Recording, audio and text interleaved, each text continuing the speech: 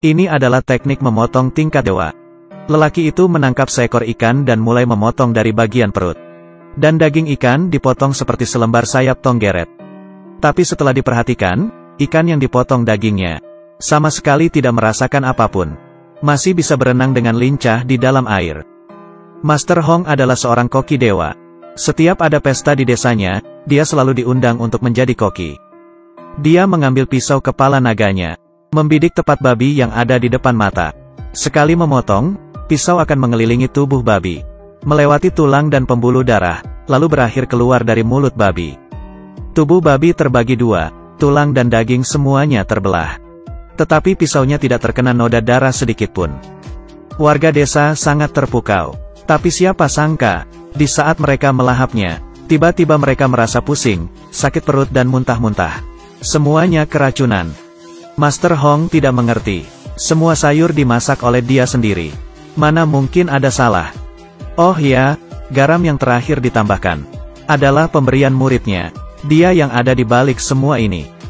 Master Hong berang, dan mulai memukulnya. Murid tersebut akhirnya menyerah dan mengaku. Ternyata yang menyuruhnya adalah keponakan Master Hong. Sengaja mencelakainya untuk merebut pisau naga. Tapi masalah sudah terjadi, Master Hong harus menanggungnya. Kepala desa memukulnya dengan tongkat sampai terjatuh. Pisau naga yang merupakan simbol masa klan Hong juga terjatuh di lantai. Seketika kehilangan kilaunya dan menjadi berkarat. Dia diusir dari desa. Manusia yang memiliki keahlian yang luar biasa tapi tidak diterima dimanapun. Hati manusia memang licik. Master Hong pun datang ke kota. Dan menemukan sebuah restoran bernama Empat Lautan. Dia menghentikan langkahnya. Dan melihat totem yang ada di lantai. Dia teringat, ini adalah restoran yang dibuka oleh gurunya. Gurunya sudah lama meninggal. Sekarang restorannya dijaga oleh dua anak perempuannya. Setelah Master Hong masuk, si gadis bertanya kepadanya mau makan apa. Jawaban Master Hong membuat orang tercengang. Dia memesan kol rebus. Sayur ini terdengar simpel, tapi sangat menguji keahlian koki. Kepala koki tahu, ini pasti seorang ahli. Pada saat yang bersamaan, seorang preman juga datang ke restoran. Sejak kecil berlatih seni bela diri, keahlian memotongnya luar biasa. Sangat angkuh, melihat Master Hong yang di seberangnya memesan kol rebus. Merasa penasaran, juga ikut memesan. Saat kol rebus dihidangkan di atas meja, Master Hong mencicipinya. Dia hanya mengeluarkan dua kata, minta bon. Bos Cui Hua datang bertanya, apa ada yang tidak puas? Master Hong berkata, sungguh terlalu biasa, saya tidak puas sama sekali. Kepala koki emosi saat mendengarnya. Dan mengajaknya bertanding keahlian memasak. Kalau dia menang, kepala koki akan meninggalkan restoran. Kalau dikalah, Master Hong harus mencuci piring di sini selama 1 tahun. Master Hong merasa tertantang dan menerima pertandingan ini. Dan mengundang preman di seberang untuk membantunya. Dan soal perlombaan kali ini adalah memasak bebek. Kepala koki sekali melihat, langsung memahami rangka bebek. Dan Langung mulai bekerja. Tak lama kemudian sayur pun dihidangkan. Xiao Mei duluan mencicipi bebek yang dimasak oleh kepala koki.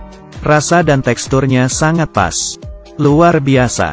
Tetapi Master Hong hanya mengeluarkan 4 kata, sudah pasti ngomongnya begitu. Xiao Mei kesal, menunjuk ke arah bebek yang dimasaknya, kamu lihat bebek ini. Baru dihidangkan, sudah dingin. Lalu mengulurkan tangannya untuk menyentuhnya. Adik. Ya Tuhan, kenapa sangat panas?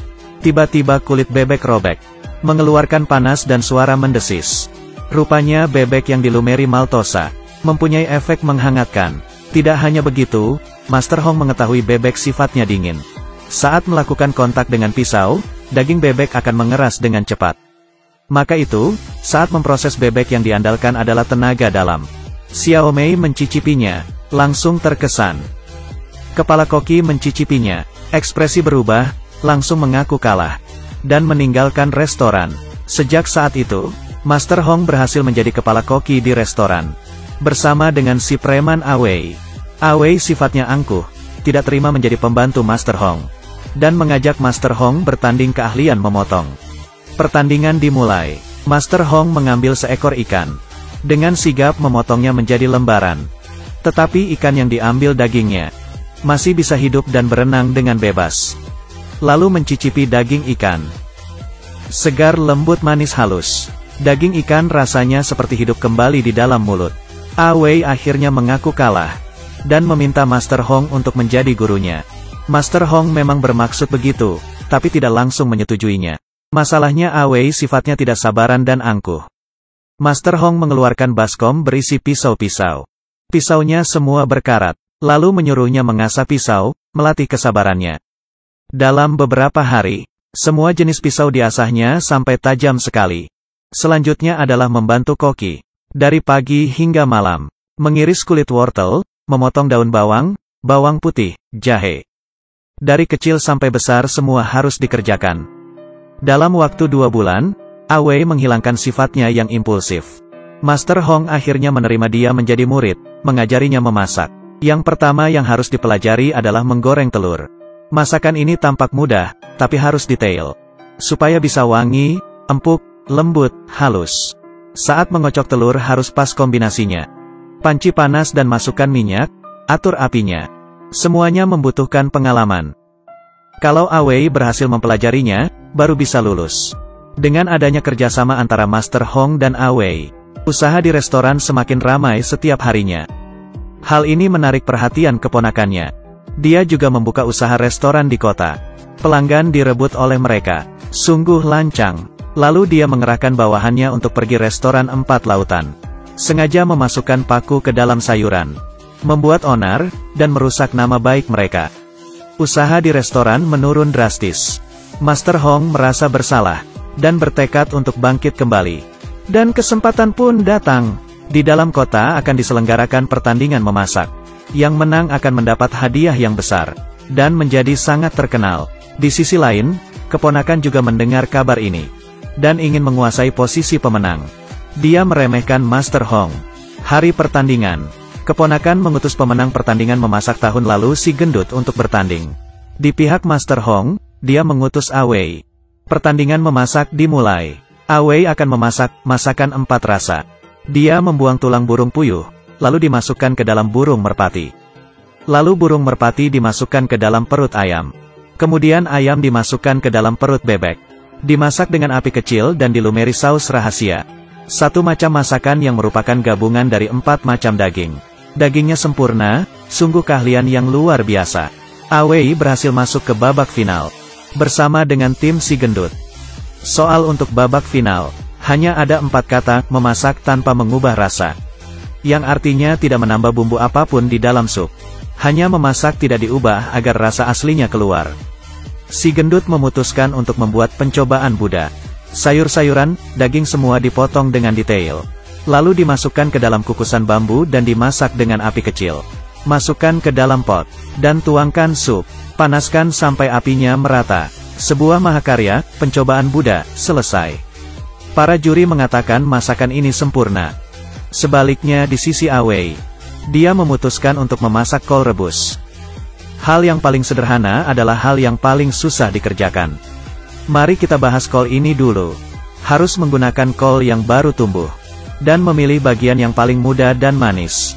Lalu sayur kol ditusuk-tusuk dengan sebuah jarum, agar kesegaran dan kemanisan kaldu sayur kol bergabung dengan sempurna.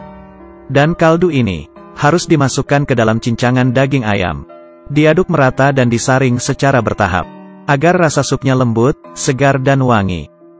Terakhir tambahkan tahu yang diiris dengan pisau naga. Kol rebus selesai dimasak. Di hadapan juri, tahunya perlahan mekar, dan menyatu dengan supnya. Mereka meminumnya dan menutup mata.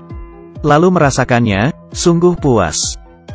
Menggunakan bahan yang paling biasa dan sederhana, dan dimasak menjadi sesuatu yang berharga. Ini baru namanya, memasak tanpa mengubah rasa. Si gendut tidak senang, maju dan mencicipinya, lalu melepas topi kokinya dan pergi tanpa berkata apapun. Akhirnya semua orang bertepuk tangan. Awei menjadi dewa koki dalam pertandingan tahun ini. Sebenarnya memasak itu sama dengan orang. Daripada hidup penuh perhitungan, lebih baik menjadi diri sendiri. Maka hidupmu akan bersinar.